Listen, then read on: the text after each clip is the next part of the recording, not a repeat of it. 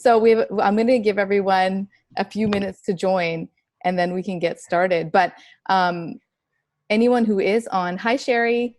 Hi, Gia. Thank you so much for being here and for doing this Q&A. We're so pleased to have you and Jeffrey on board. And I just wanted to thank you, just to begin, just to say thank you so much for entrusting us with this incredible film.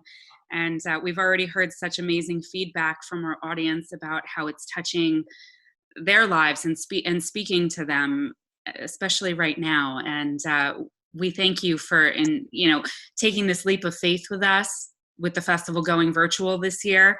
And we're just very honored to have this film in our program. Thank you so much. Oh, thank you, Sherry. And you guys have just been, you especially have been so wonderful with answering all emails and questions. I can't imagine how many you get. And it's been really, really wonderful. You guys did an excellent job, and it's been just amazing working with you guys. And Jeff is here too, so I'm sure he's happy to hear that the feedback's been great and all of that. I'm sure you can see him up here in the photos. Jeff, this is Sherry. She's the programmer, right, Sherry? Yes. It's so at nice the Greenwich Film Festival. Thank you for being here. This is wonderful. Happy to hear. I'm happy to be here. Thanks for featuring the film, and it's really exciting to be part of this Q&A.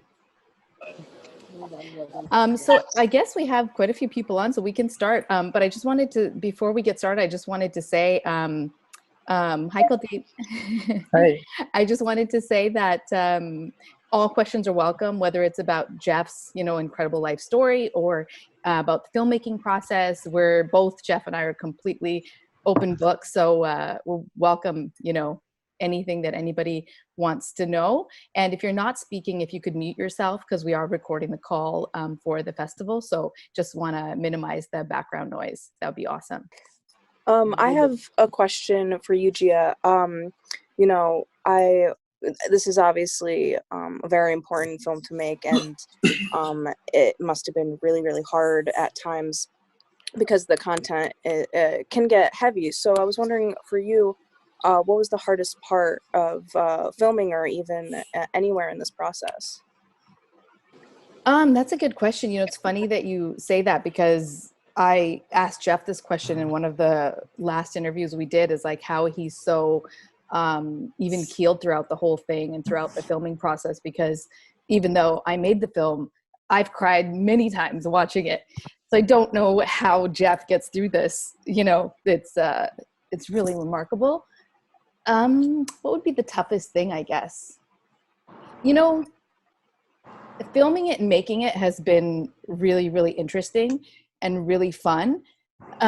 What's been most difficult, I think, is the more of the story that I hear from Jeff and from other people in, similar positions as Jeff was in. It's really shocking to hear things like the detectives who coerced the confession out of Jeff, for them to say things like, we didn't do anything wrong. We don't take any responsibility. It's tough to kind of wrap your head around the fact that that's the world we live in,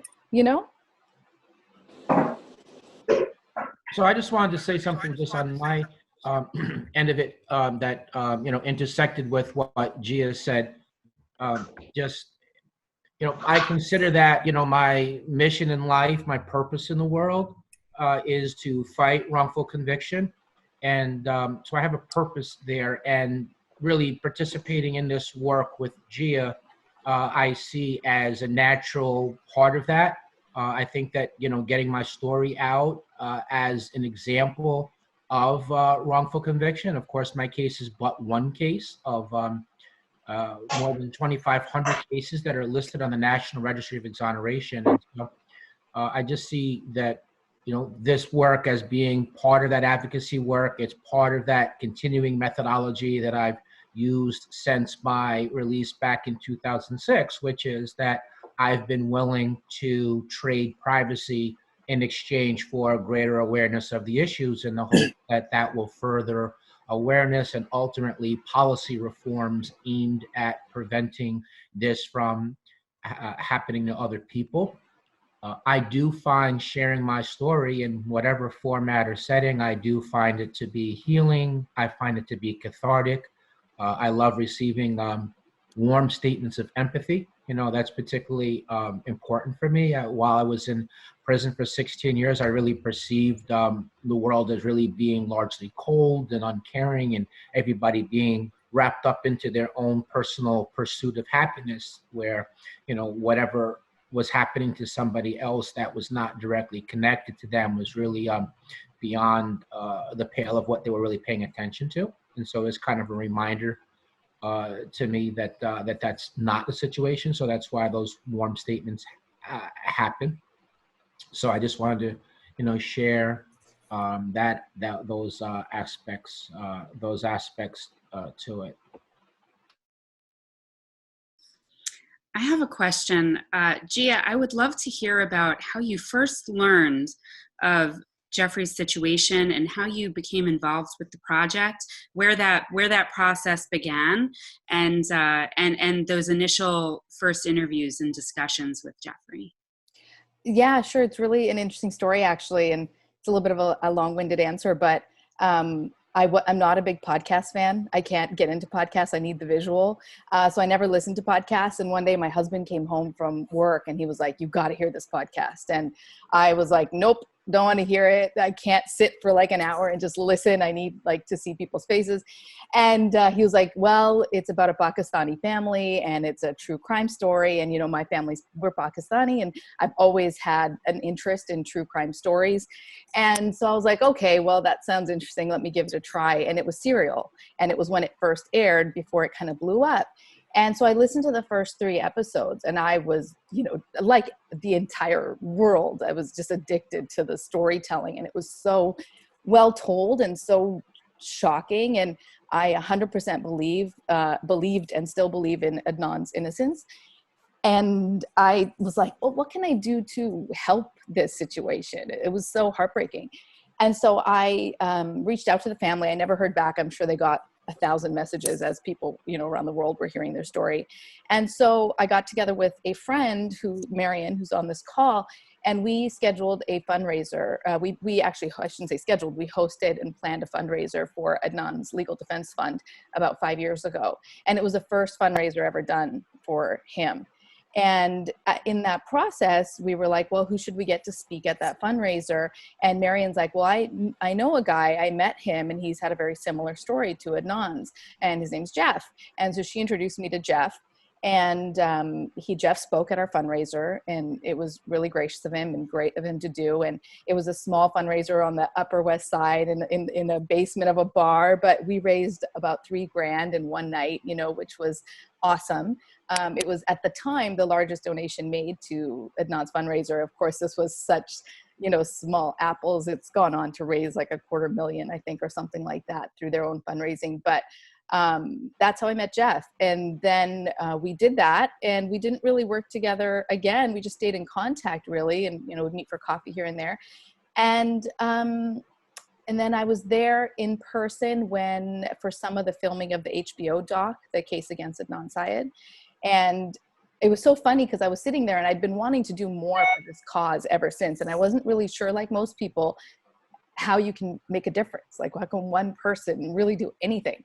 And I was there when I was at his court case, at Adnan's court case, and I saw them filming, and it was a crew of like 3 people. I was like, I could do this. Like, this is just 3 people. And I enrolled in film school, went to film school, and started working with Jeff on his story. That's where it came about. And actually, we have the feature-length version, an 1.5-hour long version that's almost complete. So we're going to be sending that out to festivals and also pitching it to Netflix and whatnot very, very soon. So that's kind of where it all started. And Marion and Jeff and I have had such a great friendship for the last 5 years since we met. I just want to add a follow-up to to when we met at the basement, but then about, I want to say 8 months to a year later, we also saw each other at a much larger fundraising event for Adnan, where I think that word reached back to, you know, Adnan's family, his team, his advocates, Rabia Chowdhury, amongst others, and they had a much much larger fundraising event in Washington, D.C. And they asked me to speak at that just because they wanted to have a real life example of somebody who'd been wrongfully convicted and exonerated. I think to bring it home to people that this is real, and also that, these cases, while extremely difficult, are in fact winnable. So I feel like it was like a double goal for that. And so I spoke there, and I saw you there as well. And so that was more personal, interactive as well, and that just had a lot to do with my comfortability with you, so that when you reached out to me about doing the project, because we were, as you said correctly, we did used to meet for coffee and just chit chat, but when you eventually approached me about doing the project, my pre-existing familiarity with you from both of those events, had a lot to do with why I felt comfortable working on the project with you. It's been great. Working together has been great, Jeff. I feel that way as well. I'm extremely happy with the project, but you know that. Jeff, I was wondering if you don't mind answering how you felt the day you were released, and like what kind of recovery process that you had to go through, because obviously 16 years wrongfully incarcerated is extremely traumatic. Yeah, of course. So the day was kind of surreal. My first words as a free person which happened at the press conference outside the courthouse when I was released, actually was, is this really happening? So I would say it was a surreal type of moment. In terms of the recovery process, I've been home for 14 years. It's been a really long, often difficult journey. Certainly a big part of that process had to do with working with mental health professionals. So I'm very open about things. So I'm glad you asked the question, and hopefully other people will feel comfortable to ask too. I wanted to just mention that, so I used to go to mental health professionals like 4 times a week for 6 years, in order to adjust to being free, overcoming the psychological after effects. There's been other challenges along the way, trying to rebuild social life, dealing with stigma. You were there in prison for 16 years wrongfully, yes, but you were there for 16 years. So how much of that rubbed off on you? Is it safe to be alone someplace with you? So there's been the difficulties in terms of that. I had to relearn culture. Technology has all been different. So cell phones, internet, GPS, different methods of banking. This has all been new to me as well. Yeah, so I mean that's really, I mean, I think that the more technology I've learned, the more that I picked up on the culture, the more tied into the world I've felt. The more time passes by, the more natural I feel like it is to actually be in the world. So that's been part of it. I've had to find my purpose, which I mentioned, but for a while at times I was uncomfortable about the fact that one part of my wrongful conviction was caused by the coerced false confession. So like if I had been misidentified by somebody, for example, or some informant with their own legal troubles decided to cut a deal and then falsely accuse me of something, I feel like that would have been a little bit easier to deal with psychologically, because the words didn't come from my mouth, right? And at times, I mean, look, I know objectively, look, I was 16 years old. I was subjected to threats, false promises, coercion. They wore me down. They manipulated me. They overreached me. I get all that, but at the same time, feelings aren't always grounded in logic or rationality. So sometimes, when I was struggling with that aspect of it, at times, I felt like, like it took 6.5 to 7 hours for these adults to do this. If I could have just continued to hold out and hold on and not give in, none of this would have happened. This is silly what you're doing, this advocacy work, going around and speaking about how you ultimately confessed to something that you didn't do and it cost you 16 years. Why don't you just stop doing this and just crawl under a rock someplace and never be heard from again? This is crazy what you did. And, so I've wrestled with some of those mental demons is the point of what I'm getting at. So coming to grips with that aspect and feeling comfortable with it, is all been part of the recovery process. And again, doing the advocacy work that I do, from speaking to media interviews to writing to meeting with elected officials, that's all healing, cathartic, and that's part of how I process. That's my release. I mean, I'm often asked, "Are you angry? Are you bitter?" My answer is no, because I want to enjoy my life as much as I can, and I don't think I can do that if I'm angry or bitter. And that release valve is, I take that energy and I channel it into the work that I'm doing. I was curious if the feature-length project that you are working on, Gia and Jeff, I was curious if, Jeff, any of the clients that you're currently working with, also victims of wrongful incarceration, if they'll be profiled perhaps in the feature-length version of the film. Well, I mean, it's an idea that Gia and I have discussed. I don't think we've come to a final conclusion.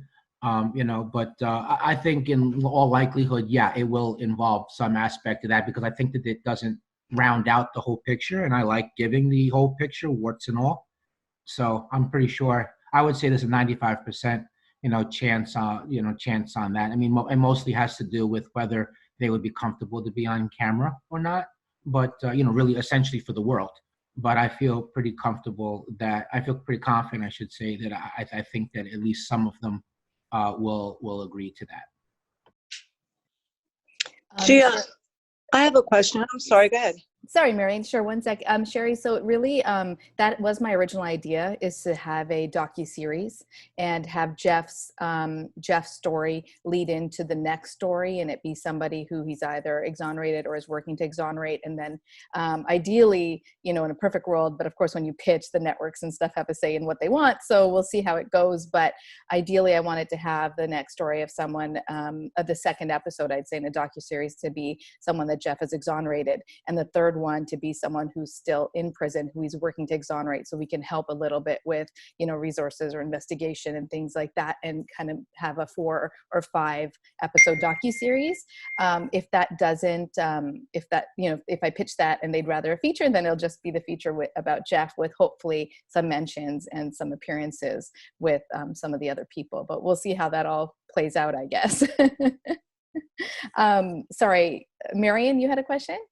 Yeah, I love the movie so much. I was so moved by it. I mean, it is just really a powerful piece of work. And I was wondering if you and Jeff had discussed, like, there's so much visual poetry going on, that I was wondering if that just sort of happened, or if it was worked out. Like, Jeff, you saying that you coming to grips, and there were a lot of shots of like your hands, and it just, like, I could really feel in that language, you coming to grips, like the hands were reflecting that, and then the moving body of water, and then the train moving towards like an open horizon. Like, were these things thought out, like, to sort of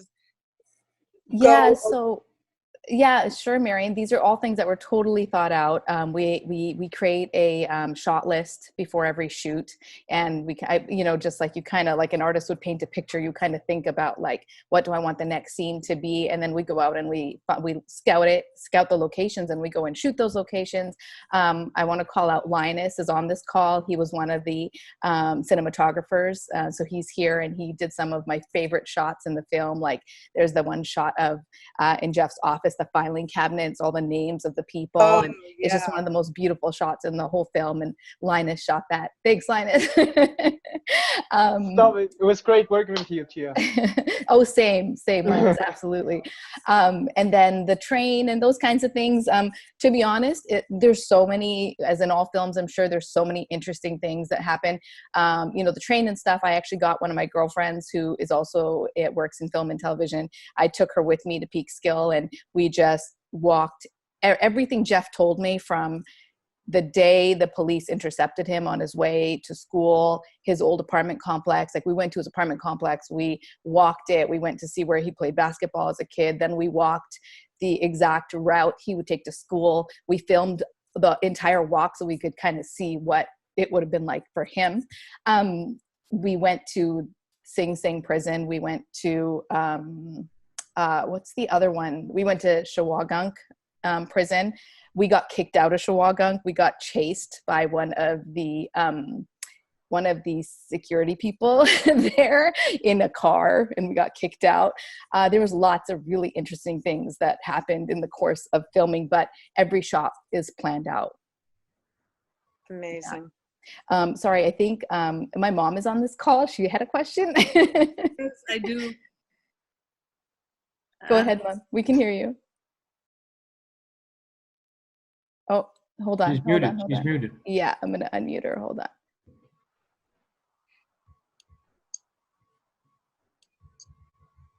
Okay, you got to unmute yourself.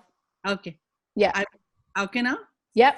All right. I just wanted to know, I have watched your documentary twice, and I mean, I don't have words to appreciate it, but I would like to move it further and see how has it made any ripple effect after it has aired. I know it has aired very limited to a very limited audience because of the coronavirus and all that. Has it made any changes at all? Not yet, and it's way too early for it to do that. I mean, that's the end goal. Yeah. But right now, it's only played at 2 festivals out of the handful that we've gotten into, and because of coronavirus, now they're all postponed till the fall. So that's something I'm sure will happen, and something we can, rediscuss hopefully in a year from now. Unfortunately, it'll take that long, I imagine, but not yet. But I hope to be able to answer that later. Do you think it will be more when there are reviews and commentaries on it from? For sure. Once we get a broader audience seeing it. Yeah. All the best, you guys. Do a fantastic job. Thanks, Mom. Liz, you had a question too? No. Oh, I saw you waving earlier. Sorry. I was just waving hi at you, and then before you saw me stretching my arm, I was like quieting my dog. I was looking out for him. Okay. Sorry. That's what you thought.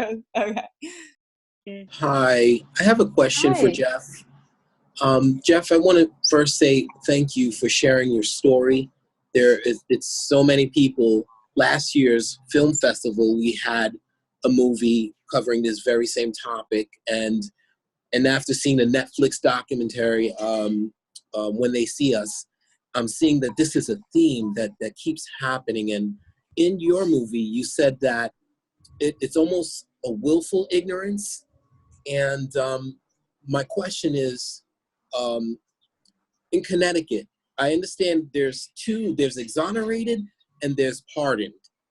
And hearing this, being wrongfully accused and the time lost and having to overcome these obstacles to be compensated for your time lost. To my understanding, there has to be both the exonerated and pardoned aspects. You must be given both to be compensated. I was curious if you received that and if that's something that the state of Connecticut, because I know you played a role in the justice reform in Connecticut. So I was curious to hear. Yeah, so I mean that varies from state to state. So in New York, you can just being exonerated is enough. Just as background info, I mean exoneration can happen through the courts, but it could also happen through a pardon on actual innocence grounds. So what you're telling me as far as in Connecticut needing both, that's particular to Connecticut. So yeah, I was financially compensated. That was how I started the nonprofit Jeffrey Deskovic Foundation for Justice. There are right now there are 15 states that do not currently have compensation. So the coalition group, which my foundation is part of and which I'm an advisory board member of, It Could Happen to You, we're working in one of those states, Pennsylvania, to for them to pass compensation for people who are compensated there. Thank you. So, I mean, in terms of, I just want to add, in terms of justice reform in Connecticut, I was part of the effort in 2009 that legislatively abolished the death penalty in Connecticut.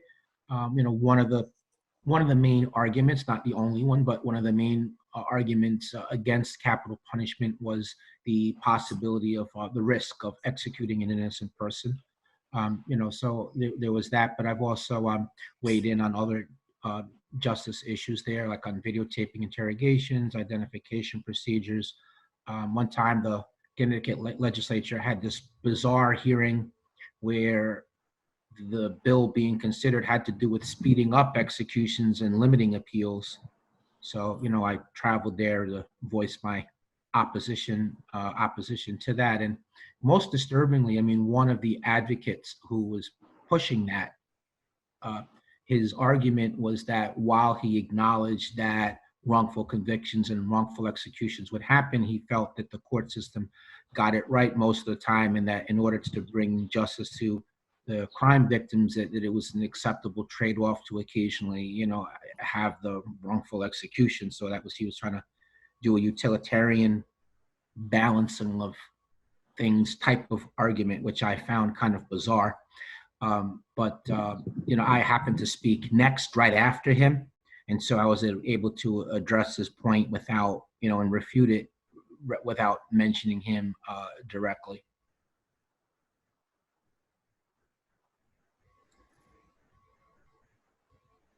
Sherry, were you going to say something? I had yeah, Gia, thank you. I had a question about, I would love it if you could maybe walk us through the process of when you first came on to the project, and what your production actually looked like.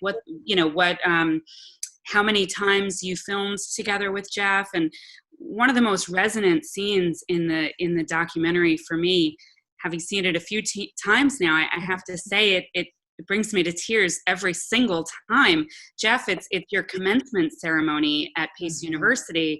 That moment of triumph, that incredible sequence, and the kind words, of course, that were shared with your graduating class about what firsthand knowledge you had of this experience. For me, that was one of the most incredible scenes.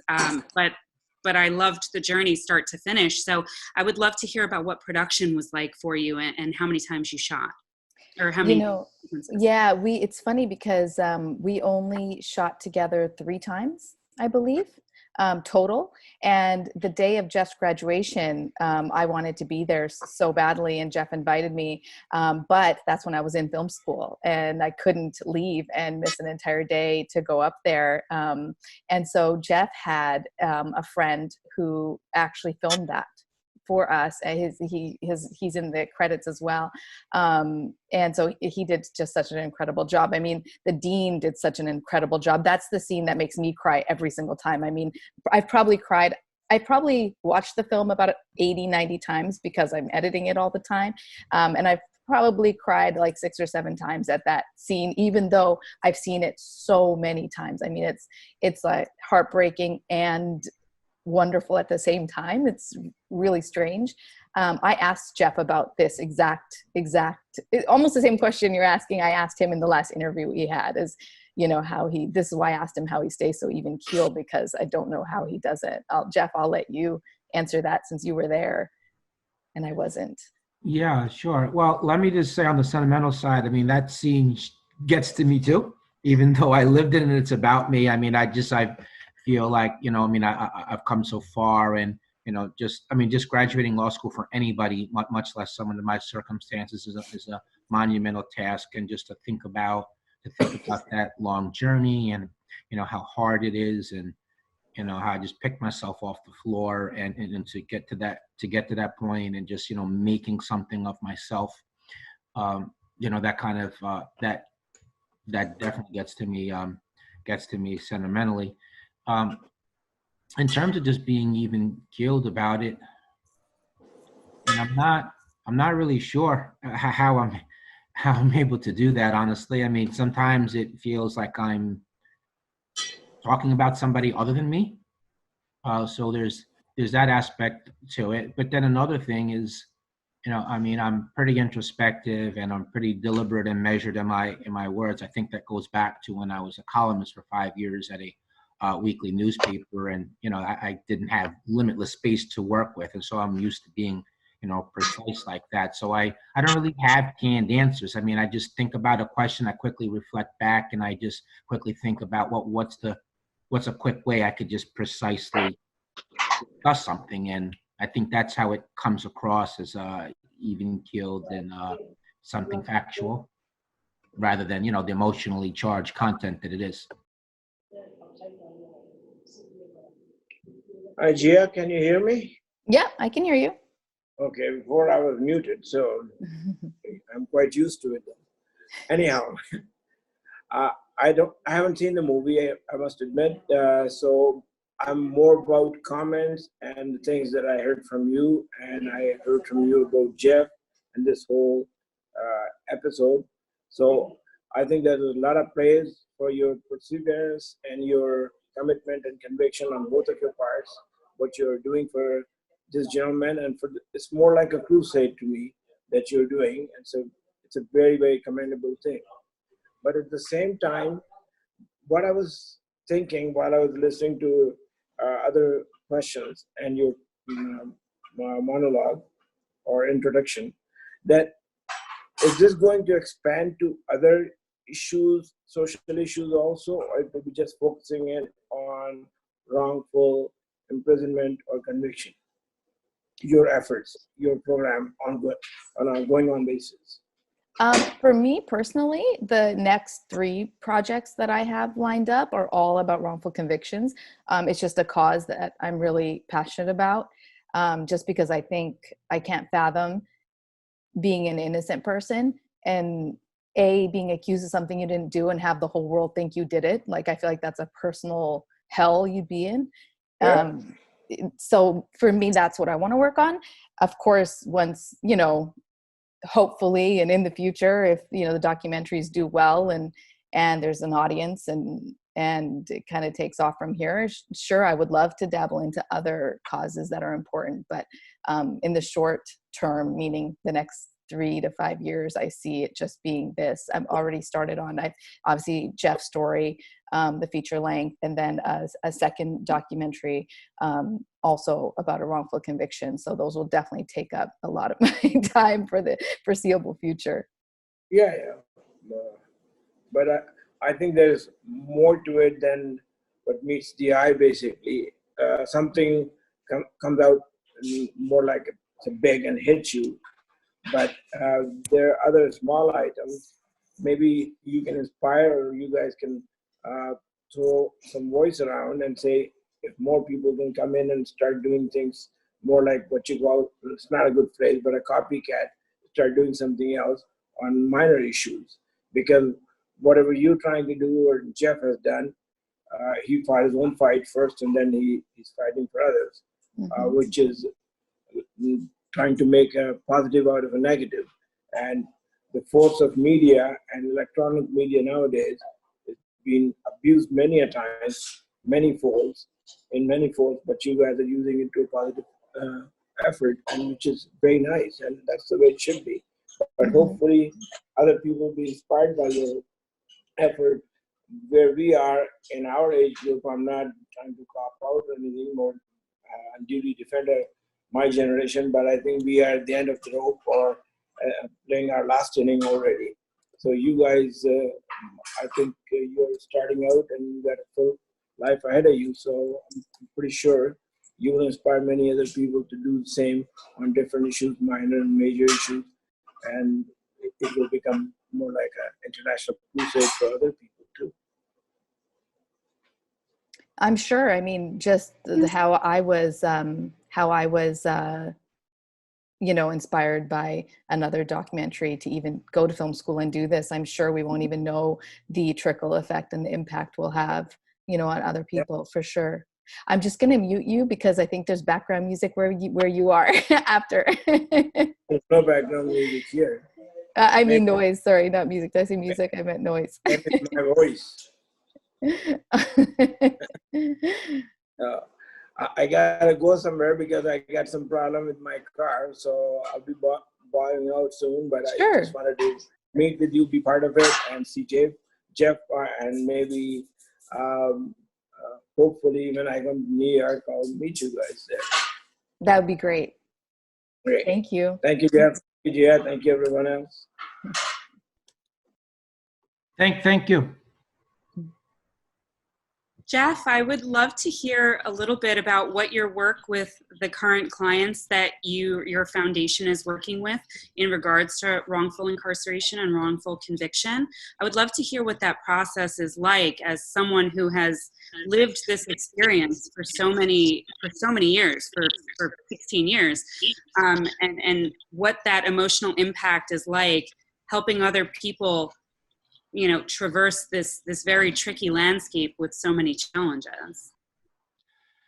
Yeah, so well, we have 11 active cases right now, meaning cases that have been approved and that they're in various stages of the exoneration process.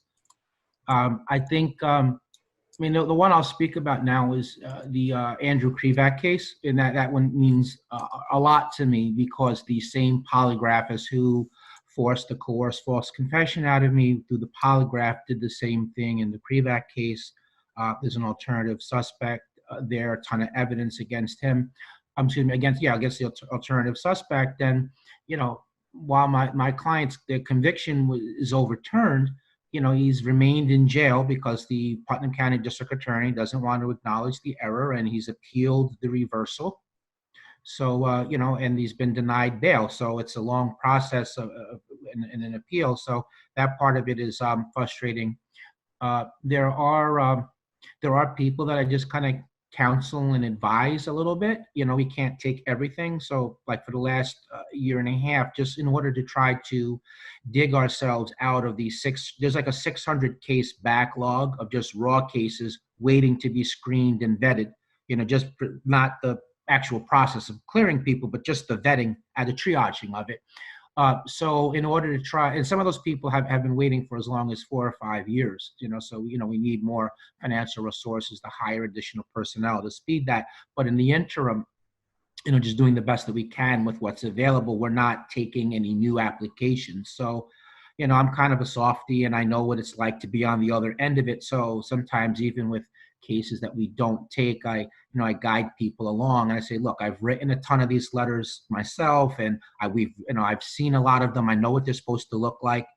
Here's a generic format that you should follow, plugging in the facts of your own case, that's most likely to result in somebody picking up your case. All of it's a long shot, but there's been several instances where following that formula has resulted in people obtaining legal representation, and that's really where it all begins at. So that's pretty satisfying. On a different level, well, let me just say this on the exonerative level. That's when you see to go from speaking to somebody on the phone, when they're calling collect, being wrongfully incarcerated, to then seeing them be exonerated in court. That's the best. And, even just to socialize, with people in the free world that we have helped get out, not necessarily through exoneration, because it's not always possible sometimes the knot is tied so tight, there is no one doing it. When you've been convicted, you don't have a presumption of innocence anymore. There's a presumption of guilt. So now you have to try to prove that you didn't commit the crime. So that's not always possible. So when we hit those roadblocks, we try to help our clients regain their freedom through parole. So some people, we've had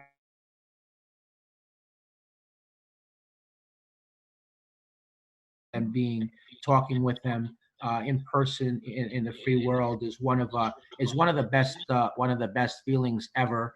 There is the policy level work. So the foundation has been able to help pass 3 laws aimed at preventing wrongful conviction, and in that coalition group, it can happen to you. We've been able to pass 3 other laws. So when something's passed, that gives you kind of like an exhilaration rush as well.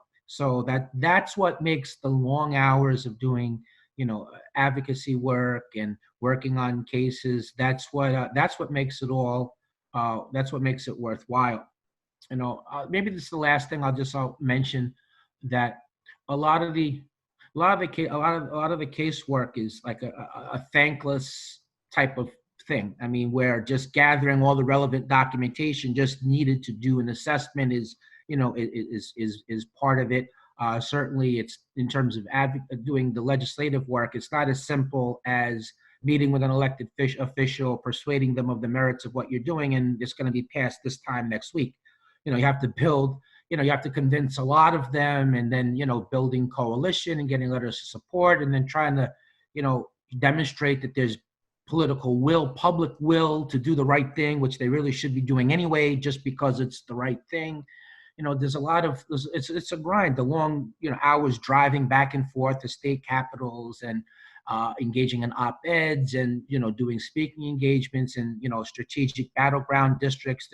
There's a lot that goes into that. So when you finally have a breakthrough, it's definitely exhilarating. So maybe the last comment I'll quickly make is we're not just working legislatively in New York, but we've also expanded out into Pennsylvania and also California.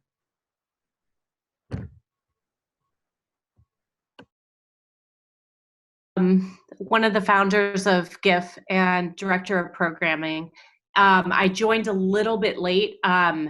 Did you touch upon the subject of how you really spent your time when you were incarcerated? And did you actually were you reading a lot about the legal system, and did it, I guess, catapult you into this field? I did not speak about it. Great question, and I'll do so now. So I did frequently go to the law library to learn the law, to understand the process, to more proactively participate in my defense. I certainly didn't trust lawyers to do that alone, seeing what a disaster that was on the trial level. So that helped. But then I think equally important is that I used to collect articles about other people who were exonerated as well, and that would help me keep going morale-wise. But it also, I use those articles in another way too. I mean, I used to study like what route did somebody take to exoneration, what was the literal people who helped him or her get exonerated, and sometimes I would recontact people that way. And so I do feel like it did catapult me in the sense that, I was more knowledgeable to know what I was talking about when I'm writing the letters and explaining. Or sometimes when I wrote looking for help, I didn't only write law firms, investigators, or even nonprofits that do this type of work. I mean, I wrote other people in other walks of life, and if I could come up with a line of reasoning in my own mind, something that they could do within their power that could then trigger a set of circumstances that ultimately culminated into my getting the necessary legal help, then I would write that in the letter and lay all of that out. And that I certainly gleaned from the news articles pertaining to other people being exonerated. I mean, most of the time there was a non-legal professional who did not have a pre-existing relationship with the exonerate, that one way or another they made the wrongfully convicted person made contact with them, and they were ultimately able to build the bridge between that, the wrongful imprisonment and the necessary legal help. So that aspect of it really propelled me a lot that way. Thank you. Let me just add a different aspect of that. I mean, those are the literal ways, but I just want to be clear that when I was incarcerated, that it was as much a mental and morale fight as it was going against the DA's office and the court. What I mean by that is that I had to fight off feelings of hopelessness, helplessness, thoughts of giving up, suicidal ideation. So I had that. Then there were the obstacles in the prison. I mean, the prison obviously was a very dangerous place. So the prisoners, the guards, the civilians also, at times could be obstacles. So I I had to think for them and outsmart them and figure out how to maneuver around, because I didn't want to get distracted from the ultimate goal, which was to try to overturn the conviction and regain my freedom.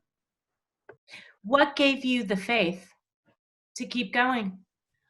A number of things at the same time. First was literally my faith. I believed in God, so that was a big part of it. Another thing was that, I naively thought that the court system got more accurate. The higher up you went, the more learned the judges were. And so I didn't focus on the amount of time I'd been sentenced to. In my mind, I thought I was only doing like a year or two until the next legal proceeding, which I was sure I was going to win because I was innocent and I trusted the legal system. I used to research the legal arguments that lawyers were making on my behalf that my freedom was tied to, and it appeared to me to be that I had, the case law and the facts on my behalf. So that was another thing. Certainly the articles about other people being exonerated was part of it. There was another prisoner named Frank Sterling who was also wrongfully incarcerated, and Frank and I kept each other going for about 13 and a half years. So every 6 weeks we would get together in the prison yard, and half the conversation would be about morale and continuing not giving up, and the other half we would be strategizing. I mean, he had a similar case to mine, and ultimately he was exonerated 2 years by DNA after me, so that was a part of it. I found things to throw myself into mentally. When I was in my cell, if I wasn't reading copies of cases or writing letters, when I would exhaust that mentally, I would read a lot of nonfiction books. So I came up with different things to throw myself into. I mean, as I said, I read nonfiction books. I learned how to play chess. I used to listen to sports talk radio, but it wasn't sports talk radio. It was a lifeline to the outside. And so you try to normalize the madness. So I'm not going to my prison assignment in the morning or in the afternoon. I'm going to school. I'm going to work someplace. And you try to pretend that, having to make a collect call is a normal way of, making phone calls. It's not the prison warden, it's the superintendent. So you make use of these euphemisms and, you shape your own narrative. I feel like all those things were part of it as well. And then maybe the last thing, I'm sorry if I'm getting long-winded. So maybe at the key moment at the end, my last year in prison, I was pretty much at the end of my rope. So my appeals had been exhausted about 4 years prior to that. I wrote letters for 4 years, rarely getting answers other than the occasional no. And then I got turned down for parole as well. So at that point, just a ad I placed in a local newspaper. Well, actually, it was not local. It was a California newspaper. I placed an ad, and somebody who had been a crime victim answered it, and he became like a pen pal to me. And in that last year, I feel like that was really key in carrying me. I mean, I was openly asking him repeatedly, and do you think I should keep going with this? Do I keep fighting? Do I just end this madness? Maybe I should just kill myself and be done with it. And so I feel like that, that was really a key thing as well. Thank you. Wow.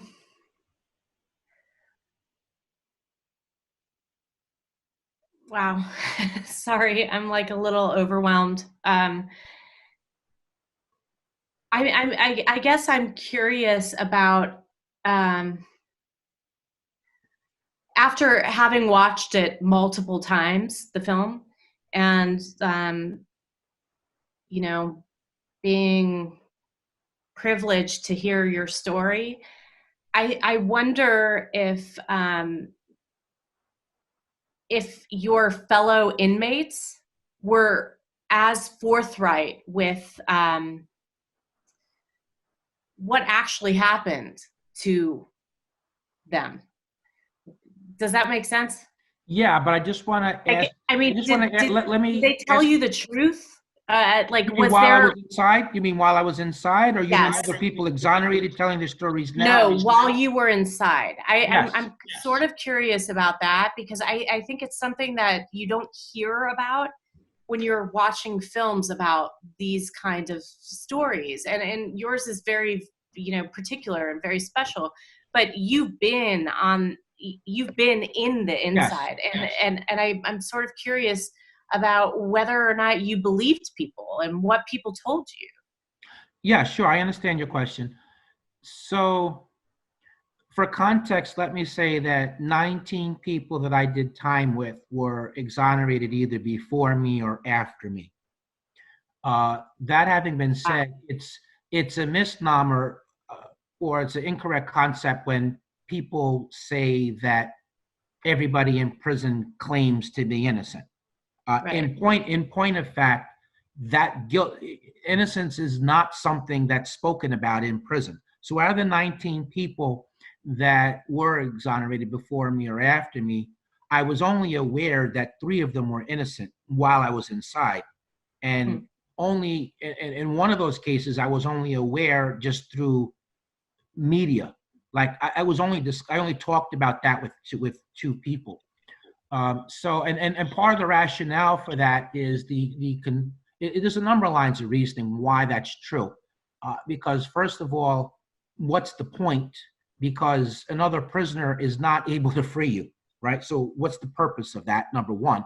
Number two, there's a concern that people have that are wrongfully imprisoned that in the event the conviction is overturned, but the case is not dismissed and you have to go back to trial, that another prisoner could look at you as their way of going home early, in which they could claim, while walking the prison yard, Jeff confessed to me that he did it and here's how he did it. And it's not that hard to construct that kind of a narrative. I mean, when you take an appeal that's unsuccessful, that decision is published in law books, which the prisons have, law libraries, there's a factual summary. It's not that hard to actually do. And it's not like such accounts are really subjected to all that much scrutiny by law enforcement and prosecutors anyway. So that's another reason why that's not really spoken about in general. That having been said, I had plenty of conversations with prisoners over the years where, if I was to boil it down, their mindset was, look, I did it. I got caught. This is my punishment. There's no sense to cry about it. I did this to myself, so I'm going to make the best of it while I'm here, and I'm going to try to go home as quickly as I can.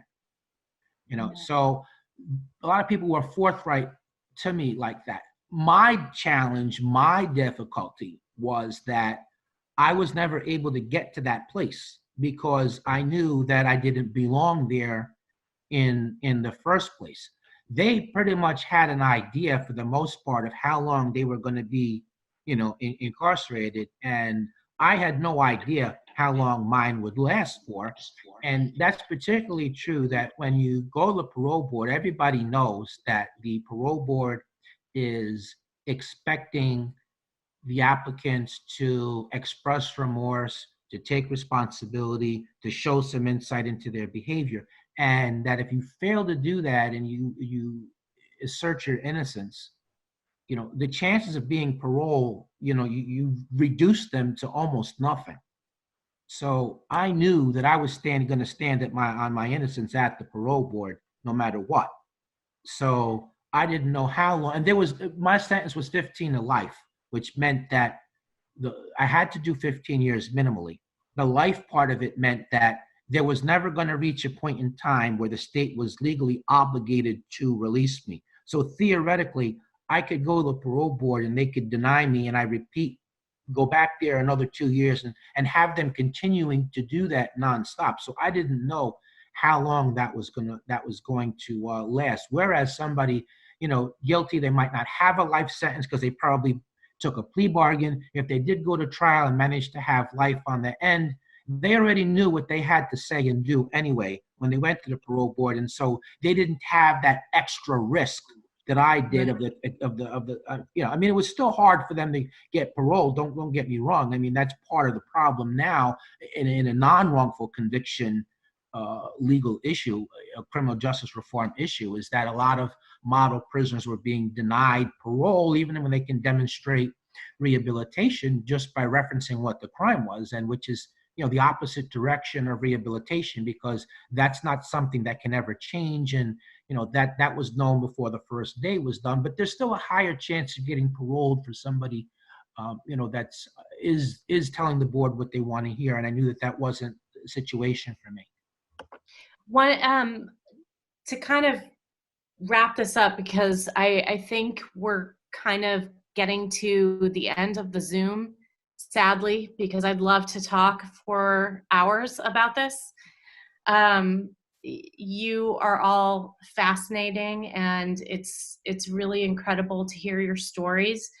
One thing I want to ask you is, how do you feel when people are talking about this coronavirus and feeling like they're jailed? They're in prison. I'd love to know what your response is to that. Yes. Probably not what you're going to expect. Probably not the response you're going to expect. I'm sure the answer that, you might anticipate, or what a lot of people have expressed to me, you're not the only person that's asked me that. And, a lot of people, they, before they even give me a chance to answer, they preface it, well, you know that this is not like being in prison. You're in your house, you're in your apartment. The food is great. You have Wi-Fi, Netflix, television, cable, refrigerator, stove. You can go outside. You do have freedom of movement, albeit it's somewhat limited, but, you could probably just do this standing on your head, right, Jeff? This is not comparable, right? People say that, in a way, I understand what they're saying, but that having been said, I think that in certain other very real ways, the analogy is kind of true. I mean, this has been very difficult for me. I mean, it's triggered, like, I feel like I'm locked up again in a lot of ways. So just subconsciously, it's triggered. That's part of the PTSD, right? Where some external stimuli triggers something and you react to what's been triggered, not to the actual thing. So in some ways, I'm having some difficulty. I feel like that because, I mean, it's very limited what you can do. Everything is just on hold and waiting and in the future. And that's kind of like what prison is. Like, when I go home, I want to do this, or I want to do that, or have this opportunity, go here, do this. And everything is pretty much on hold. So I do think that there is something to that. But again, there is that big difference in those very real ways that I expressed. Maybe the last thing I'll just mention is, just personally, I'm not in the mind frame right now of doing time. Like, I've been home, I've been a civilian for the last 14 years. So my mind readjusted to living out here rather than being in that same mental place that equipped me to deal with being incarcerated. So that's another facet of how it's been difficult. Thank you for that. Well, thank you to you, Jeff, and to Gia. You've been amazing. We're honored to have your film in the festival this year. I know it's always scary. Well, it's not always scary. It's a new thing to do this virtual lineup for the festival play for your film, but we're really I'm gonna get verklempt. We're so grateful. Your story is really beautiful, and I think it's moved a lot of people, and I hope that it continues on the festival circuit for a long time. Sherry and I have both been big supporters of this film, and we wish you the best with it. We also hope that your journey in life is a little smoother than what happened, and that we all get through this crazy world that we're living in unscathed. But thank you very much. Sherry, do you have anything to?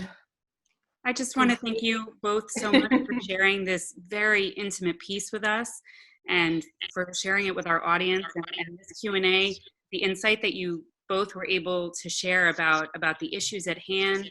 Jeff, about your personal experience, Gia, about your filmmaking process.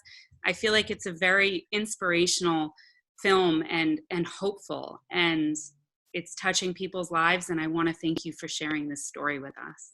It's been our pleasure to have this film in the program. Thank you. Thank you so much, Colleen. Thank you so much, Sherry. You guys have been great. Thank you. Thank you. Take Bye, care. guys. Thanks, everyone. Stay safe. You too.